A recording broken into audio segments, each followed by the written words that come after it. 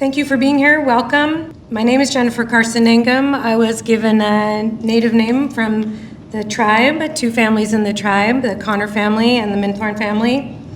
Wet'jatmasantmai, Swan, or Swan Woman, in 2002.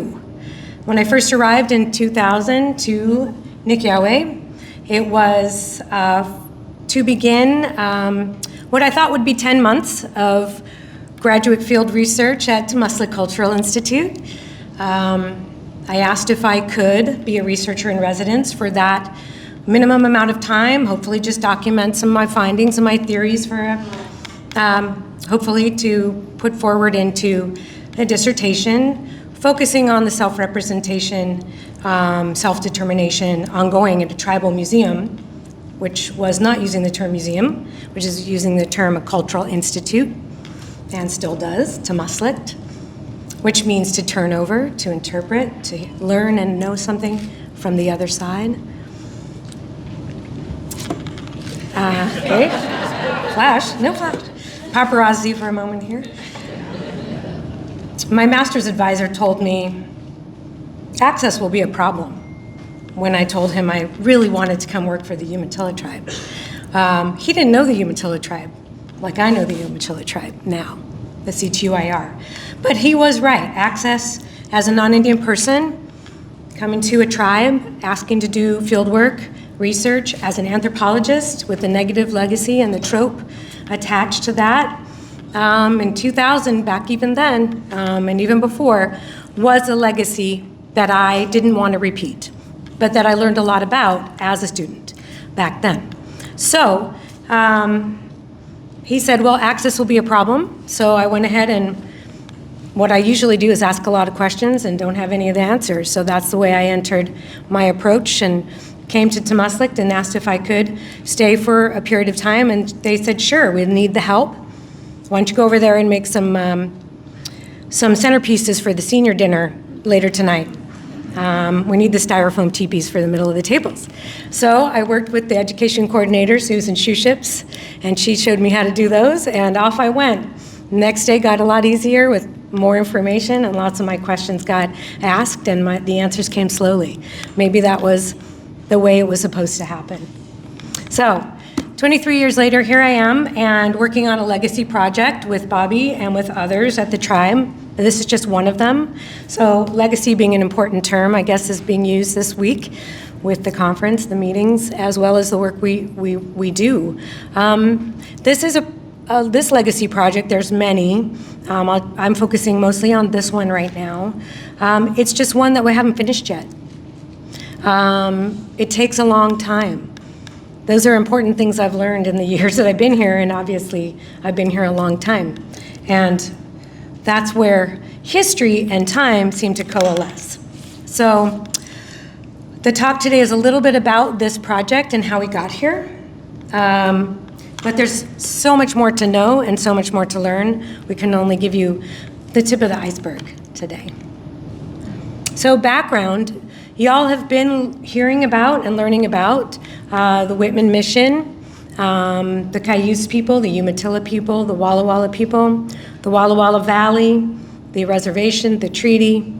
Much of this I don't want to repeat, but I want to give just a sentence or two about the who, what, when, where, why, and capitalize the how, because that's really where this legacy project is taking shape for us right now. And boy, are we just getting started. I'm going to start with the who, which really is just the name of 5 men. I want to say them to you as best I can. Again, my Indian name was given to me by my language teacher in the Nez Perce language. And the Nez Perce language is one of the 3 languages spoken today on the Umatilla Reservation. Nimipu Timki is Nez Perce language. The Cayuse people who intermarried with the Nez Perce over 200 or so years ago. Time is fluid. It's one of the first things I learned as an anthropologist and then working for a tribe. We don't really rely on dates. We rely on just time and what was in the past, what's in the present, and what comes in the future. So the other 2 languages are the Umatilla and the Walla dialects of the Sahaptin language family. These men's names, I'll just say them in their language because I'm pretty sure they're listening. They're usually with us. We carry them with us on the work we do. Ta'ila ka'ayat, itziyaya salakis, koyama shamkin, tamahas, and klokamods. Now there are other names for them. They're the translations of these names into English, the best that we can translate from one language to another. It's not necessarily a perfect translation. It's a definition in a borrowed language. There are their French names that they were baptized as before they were hung. There are their definitions and other types of names around them as they've been represented in history. And one more thing about my talk today, I represent those, the people of the CTUIR, within their own ongoing process of self-representation and self-determination. So the what? We've been hearing talks about the Whitman incident. We use the word incident in place of the word massacre.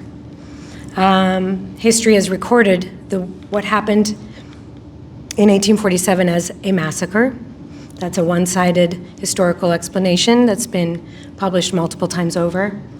In discussing this and learning more about it, the tribes really have made an emphasis on using the word incident and contextualizing the history and the story there.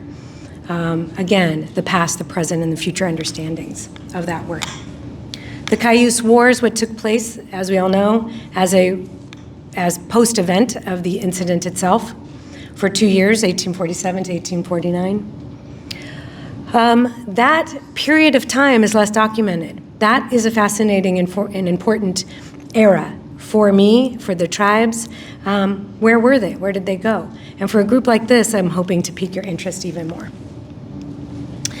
The truce and the seizure, for those that don't know too much, the truce is and again, these books that have, Blaine Harden being one of the most excellent books that have just come about, Cassandra Tate is another author, and Sarah Koenig. 3 books came out in the last few years on the Whitman incident, all the way beginning from Walla Walla and ending in Oregon City. The truce quickly being after the Cayuse War, the decision by a council of Cayuse people to choose 5 leaders to go end the run, end the exile and the run through the escaping the Oregon Volunteer Militia for 2 years. Very, very successfully, not being caught, not being found. But it was time to talk about this story. And they were going to tell what they knew. They walked with a white flag to Fort the Dalles and asked to speak to whoever's in charge. These are the stories around this, tribal stories, as well as some history.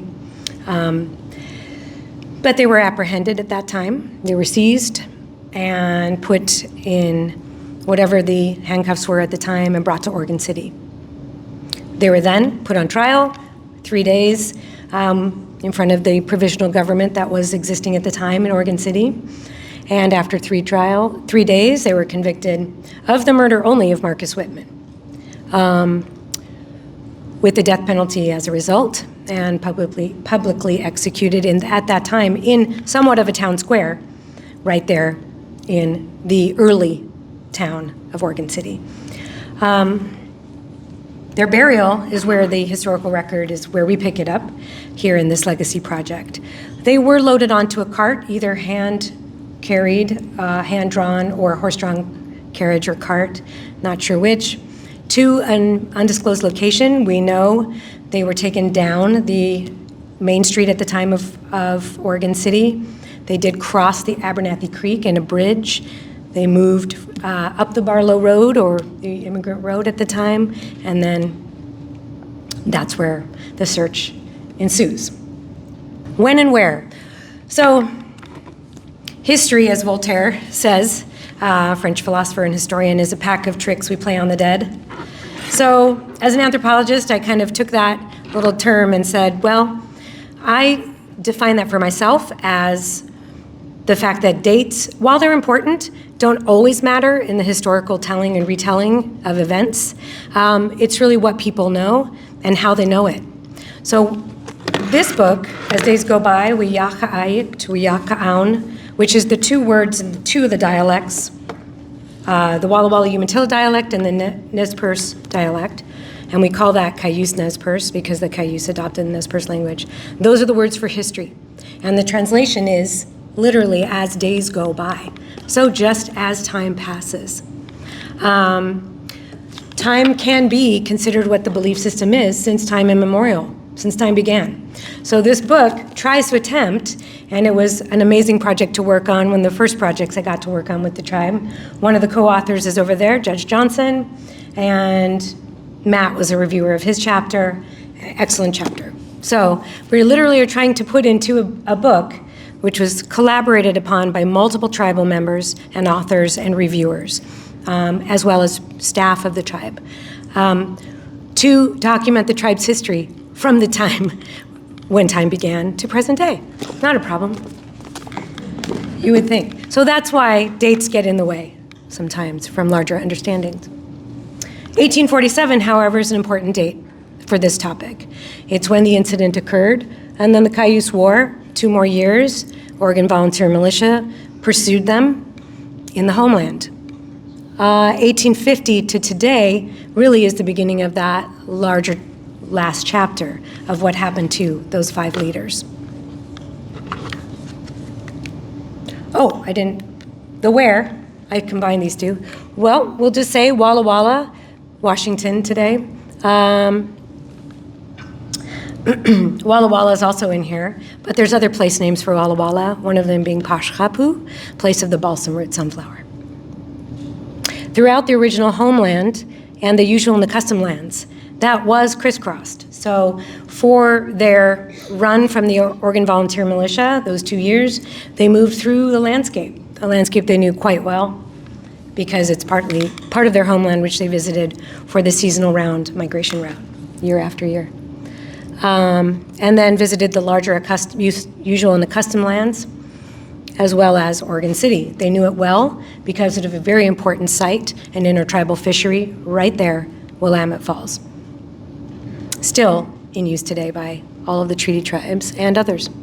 The why. 2 words I'd like to just impart to you again in the native language, and the language teachers have taught me, Natitai, the people. So when thinking about the why are we engaged in this legacy project? Why are we engaged in the search for these 5 Cayuse men that are buried somewhere in Oregon City? Well, there's really one answer. They are the Natitai. They are the people. They are part of a larger community. That community is based in a home and a homeland. They're far from home.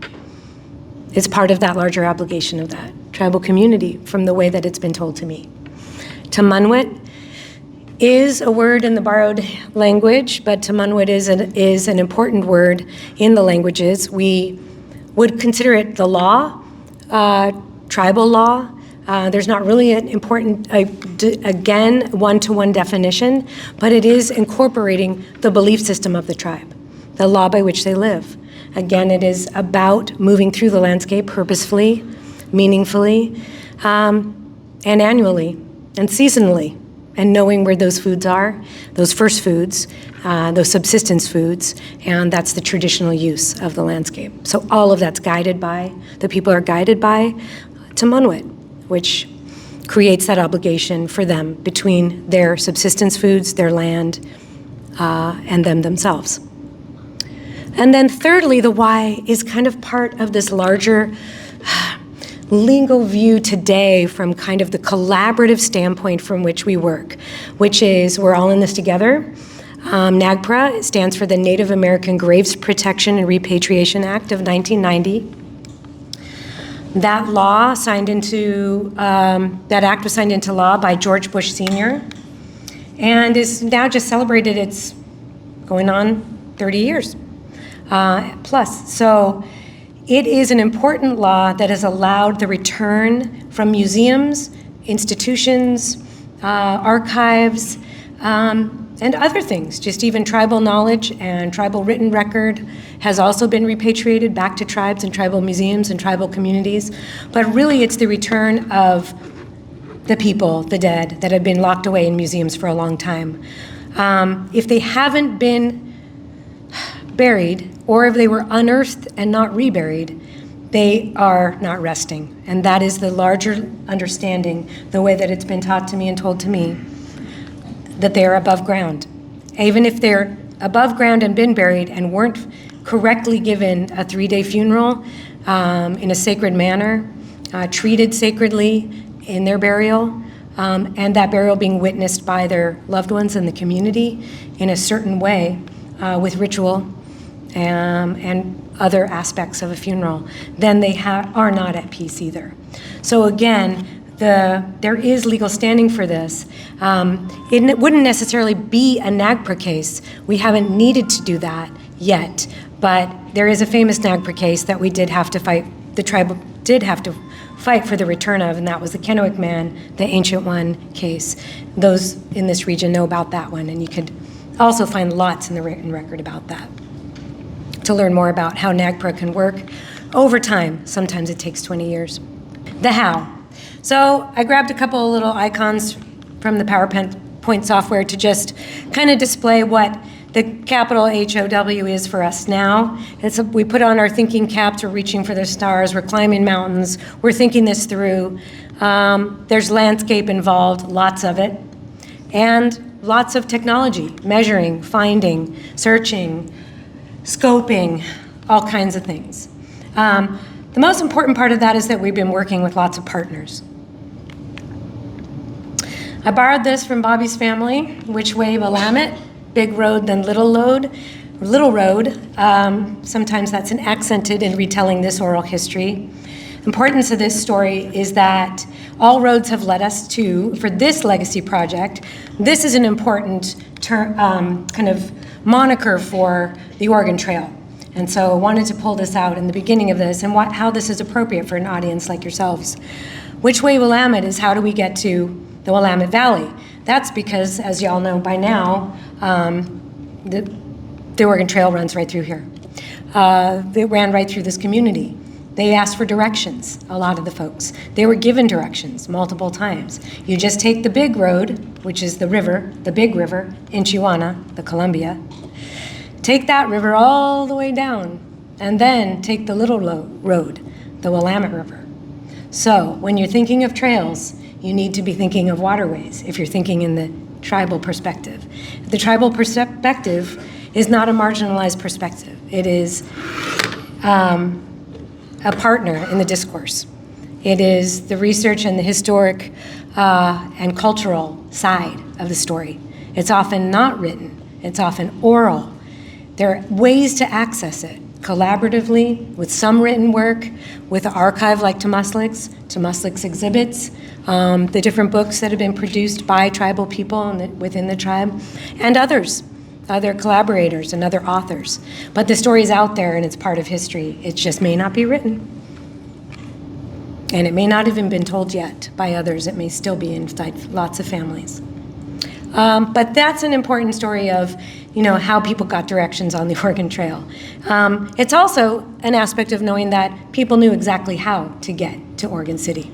These are two other maps. You've seen a lot of maps, and these are two I like from the atlas just to talk about the seasonal homes. We use some arrows as well. And the seasonal homes, the migration patterns, they flowed in a directional movement along a seasonal round migration route that we returned to year after year in search of those first foods, the subsistence foods. From the main stems of the rivers, where the winter villages were all yearly occupied, and then to the tributaries and to the camps and villages for the different seasons in the summer. That's the one on the left. On the right is an example of all the trails, not all of them, just the ones that we were able to prepare for the atlas at the time of publishing. There's many more, but we put in a lot of the main ones, which will show how these routes were known and returned to within different watersheds. They didn't all start out, there wasn't one big seasonal round route. There were multiple that different families would use and different bands of families would use, depending on which areas they wanted to go to within the Aboriginal territories. Can't have some maps and not show some that you guys might be familiar with. This is in 1859, a diagram of Oregon. I think people might know it as a Henry Miller map. I like it. I'd love to zoom in. I can't tell if you could see it. Where's that pointer? I don't know. It made some people dizzy, Diana. But there are some trails on here that meander around. So there are some trails that are more than just the Oregon Trail. There's obviously the Applegate and the Barlow Road, but there's a couple others. There's the Mix Trail and the Wallace Trail or route. So I like this one because it shows all of Oregon. And it seems to incorporate, the mountain ranges and the Barlow Road. And it's one of the better ones in the 1850s that at least got the whole state in there. You guys, I do defer to the larger group around me. I don't want to say elders, but I do mean it in a really revered manner. But you know a lot more than I do about the Oregon Trail and the California trail systems. This is an important image that just takes us now to those 5 leaders and where they were in Oregon City. I believe this is John Stanley Mick's image, and it shows the Abernathy Island at a time when the 5 would be put on that island just to exile them before they were then housed either in a jail or then taken to the trial, which was housed in a different building as well, not in an actual courthouse. But in Oregon City, which you could see the town just across the way a little ways. The bluff just behind the city, the town, is a very important place today where you could oversee from that bluff what looks like the original site, which is the original site of the Oregon City, but also of some of the derelict buildings around the Blue Heron Paper Mill today that are now being restored. You could also see where the falls are, but where a dam has been built, PGE Dam around that, is where Abernathy Island used to be. You just see a little bit of plant foliage there where the island was. But this bluff we'll come back to later.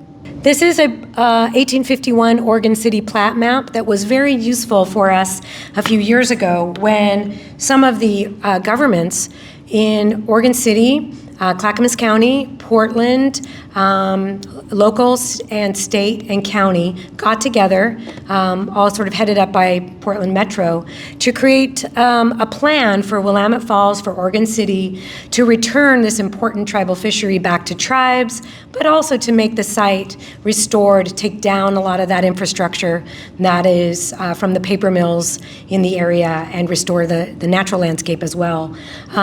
It was called the Willamette Falls Legacy Project, so there's that word legacy again. But it faltered, and we're still working on trying to restore that site, that area, and return it back to some of the safe and healthy fisheries, as well as some tourism efforts and a better, kind of healthier ecosystem overall. But the important thing about this, what I'll just point to, is the circle just in the lower, near the lower left, what looks like an inverted L, and that circle there is the approximate location of the scaffolds that were built to hang those 5 Cayuse leaders. And this main street, as you traveled, all of the sites here for the trial and the jail and the exiled on the island all took place right here.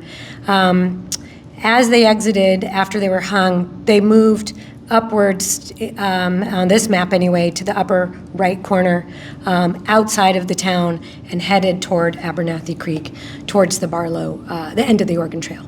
I wanted to get quickly to this, because this is the reason that we're keeping going. This is a commemorative tribute to these 5 Cayuse men.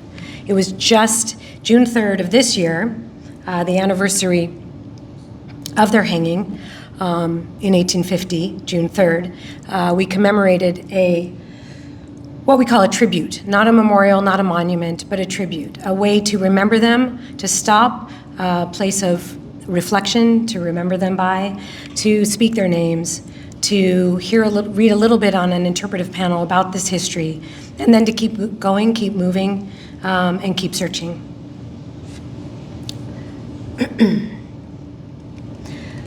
The search tools, and I'm going to leave it on here for now.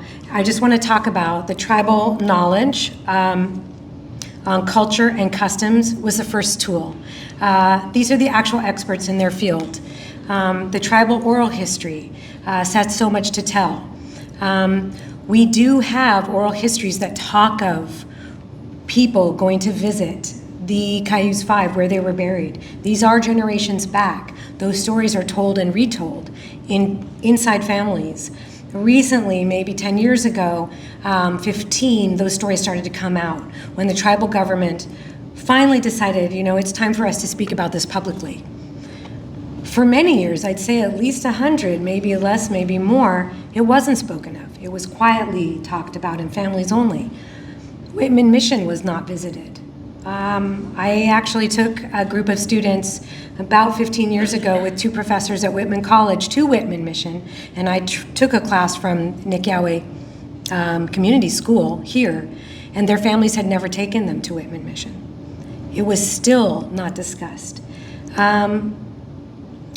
It brings me to, there is a book on sacred ground by an author, Shadowed Ground, America's Landscapes of Violence and Tragedy, an author who's a geographer and an American Studies professor who was pretty influential with me, and I think of him often, Kenneth Foote, a geographer and a historian and an American Studies professor, talked about places where you would erase that history, sites of trauma, sites of tragedy. Whitman Mission, at the time that I brought some tribal students there, and because of the way that it is, the buildings are no longer there, you're kind of looking at an erased landscape. It's, the way I understand it, is a site of trauma for a community, for a site itself. The story is still told there by incredible interpreters, as we know, and Kate defined for us. However, it is a site that has a lot of erasure and silences around it. That's all been coming to the forefront. And leading that way, I feel from my perspective and the perspective of the people that I've been working with 20 years plus, is that it was time very recently to start talking about it again. And once the tribe started beginning to talk about it in the 1980s, early 90s, tribal governments, as the Board of Trustees, the tribal treasurer at the time and a tribal chairman is a descendant of one of the Cayuse Five and holds his Indian name, and just passed away this year. That tribal chairman and treasurer was leading the charge, as were others. When that started to open up, when the tribe started to say it's time for us to look, we need to start making alliances and relationships all around us, they went to Oregon City and developed relationships with their commissioners and their mayors, and who said, we'll help you, we're with you, let's go. And the rest is a continued search. Our initial NAG coordinator, I took on the search as a legacy project, but still had my job to do within the Cultural Resources Protection Program. Bobby's very busy running Temesla Cultural Institute. Diana Lassard, who was my predecessor as a NAGPRA coordinator, she started the work over 20 years ago with the previous program manager of Cultural Resources Program. We couldn't do it all. We could only get it so far. We worked with Oregon Trails folks, of course. One of my mentors right in front of me, Sam Pambrin. Wendell Boots on the Ground Baskins still works with us today and carries a torch with us. I don't know if Wendell's here, or Lynn, if you're still here, there he is. Boots on the Ground Baskins has taken us, it lives in Oregon City, knows a lot more, again, than we do about Oregon City today, but also carries the perspective of the Oregon Trail, of the settlers. So what we relied on, first and foremost, like I said, tribal knowledge on culture and customs, the experts in the field, starting with those tribal members. Oral history is not just relegated to tribal people, while that is their way of documenting history. Local oral history, Wendell helped us with by finding an important citizen of Oregon City and bringing her right to us and us to her at the library in Oregon City, and we recorded an oral history with her. And she had family stories of where she thought they were buried. So we had yet another site. The first site, down Abernathy Creek, was one, another one from a family from a donation land claim that we documented. Then the historical record. Of course, the historical record is important. We are not non-historians, tribal people are historians working right alongside everybody else. Equally vital is the archaeological record and the data that the archaeology holds. We have a team of archaeologists that work for the tribes in the Cultural Resources Program, and they have access to ARPA, the Archaeological Archives, the Smithsonian data, but they also know about the Resources Protection Act for ARPA and how we don't make those sites public. We need to protect them as well. So we could learn more. We do not advocate going out to look for signs, archaeological signs, in any way, but documented sites might have clues and stories to tell. That's really a big issue around Oregon City and Willamette Falls, where there are a lot of buried Native people. It was a largely populated area seasonally since time immemorial.